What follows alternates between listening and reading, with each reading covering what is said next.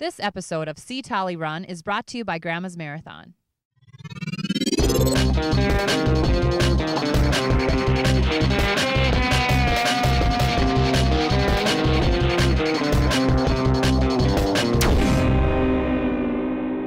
Hi, I'm Olympian Carrie Tollefson, and today I'm so excited I get to interview one of my friends from Dawson, Minnesota, where I grew up, Jacob Wager, who has been on a new journey in his life, and I think every one of you should hear his story. And I've been inspired by him, and I'm just excited to let him share with you what has been so much fun the past year and a half. So welcome, Jacob. Thank you. You know, I know you're in the medical field now. You're going to school at the U of M to be a nurse, right. And you know, you're a great athlete growing up. There's 5 boys in your family.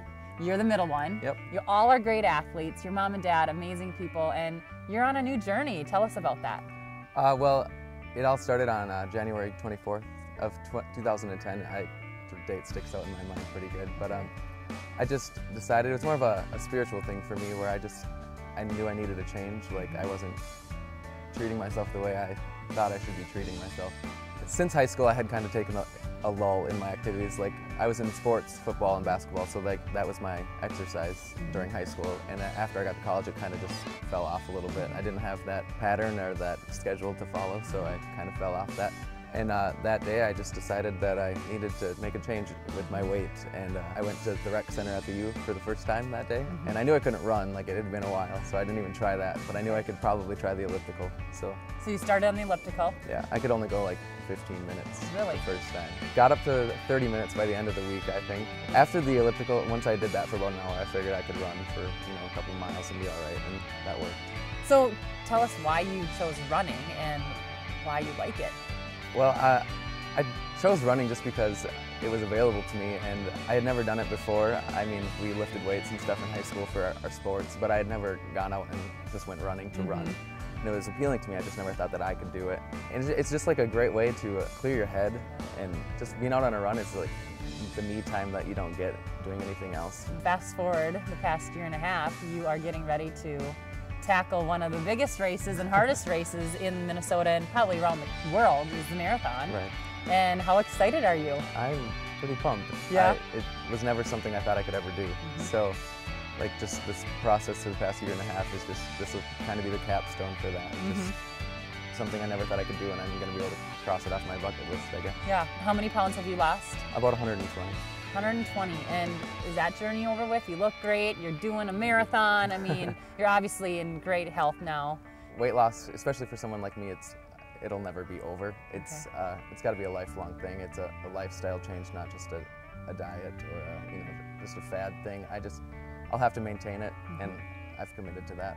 So what would you tell someone that is kind of in the same boat you were in? You got to start somewhere. And it's all about just staying committed, motivating yourself to just start, and knowing that it's not going to happen all at once. I think that was the biggest part for me. It was finally realizing that I can't expect to lose 20 pounds in 2 weeks. Like, that's not going to happen. It's not realistic. Absolutely. So this is huge for you, huh? Absolutely. Well, good luck to you. Thank you. You can do it. I'm proud of you already. Well, Jacob, you have your finisher shirt on. You've done the marathon. How was it? It went really well. There was parts of it that didn't go so great, but it went well. What was your favorite part of it? The finish line. Crossing that finish line, just having all those fans there cheering you on was like a moment that you can't really describe unless you experience it. Tell us a little bit about now, as you've gone through this journey, and we know you had the weight loss. Right. Now you've run a marathon. What would you recommend to someone? Would you just recommend, sticking on a journey of losing weight, or picking a goal like you did and doing it that way? I would start off with small steps. I didn't have a goal in mind when I started. I just knew that it needed to happen. And just little goals from week to week is what I would go for, and eventually getting to a marathon, or whatever. You can pick your own goal, but just seeing the little bit of progress week to week is what I would stick to. So I know you had a huge, group of family members there. Yep. How cool was that to have everyone at the finish line cheering for you? It was pretty awesome. It was a pretty emotional experience, especially for my mom, if you know her. It was just great to have that support there, and for them to see me come this far. They've watched the whole journey, so then for them to be at the marathon was pretty neat too. Right. This has been an amazing experience. You've lost 125 pounds and run the marathon.